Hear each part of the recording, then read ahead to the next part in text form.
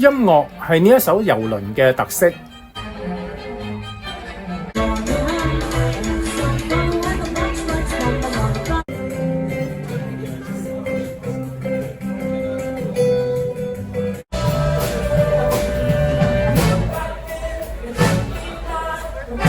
跳舞係賓客每晚嘅娛樂。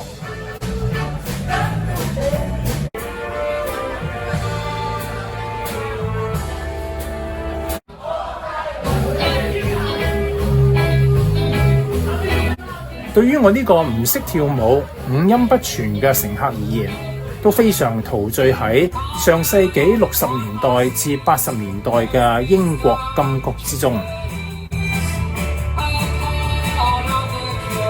今次行程仲有3晚正裝之夜，有一晚甚至係面具晚會，着起正裝穿梭於主樓層，欣賞乘客翩翩起舞，真係一樂也。伊麗莎白女王號係一艘十分英式嘅郵輪，船上有好多英國皇室嘅紀念品。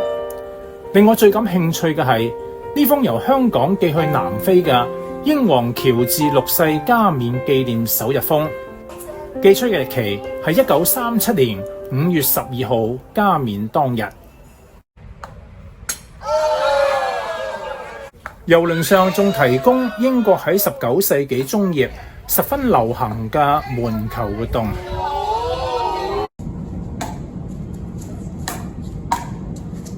同埋近年十分流行嘅板網球。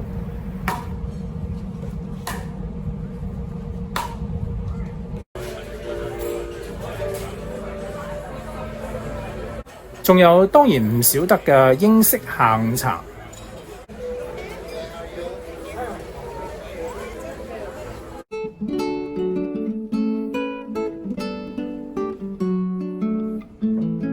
又有圖書館，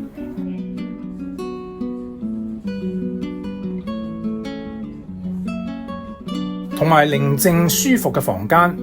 我就喺船上睇完2本書，非常滿足。呢艘郵輪仲喺受難節同埋復活節嗰2日提供天主教同埋基督教嘅彌撒同埋崇拜，又喺復活節當日喺大堂擺設呢啲朱古力復活蛋，令人垂涎3尺。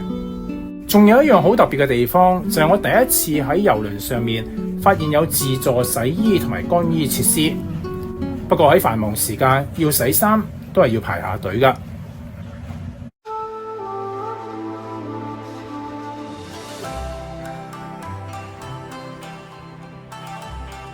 4月22號，郵輪通過關門海峽，呢度係日本本州同九州最接近嘅地方。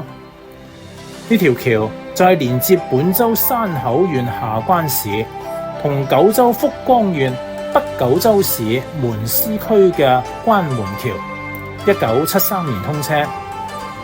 下關就係1895年李鴻章同伊藤博文簽署馬關條約割讓台灣嘅地方。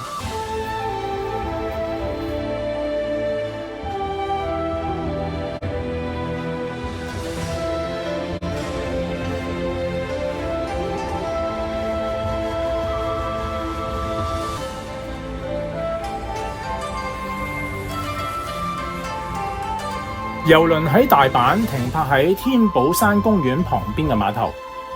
呢度原來係明治天皇1868年，即係明治元年結束幕府統治之後，首次舉行海軍閱兵嘅地點。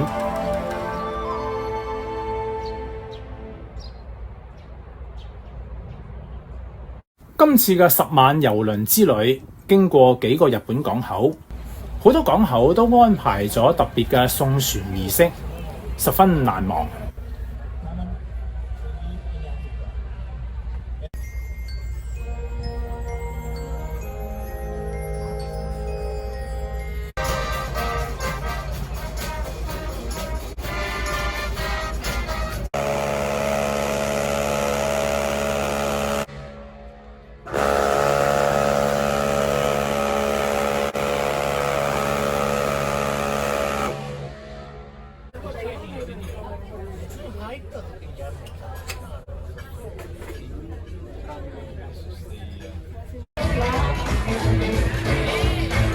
總括而言，如果你喜歡音樂、社交舞同埋英式嘅悠閒活動，伊利沙伯女王號係一個幾好嘅旅遊選擇。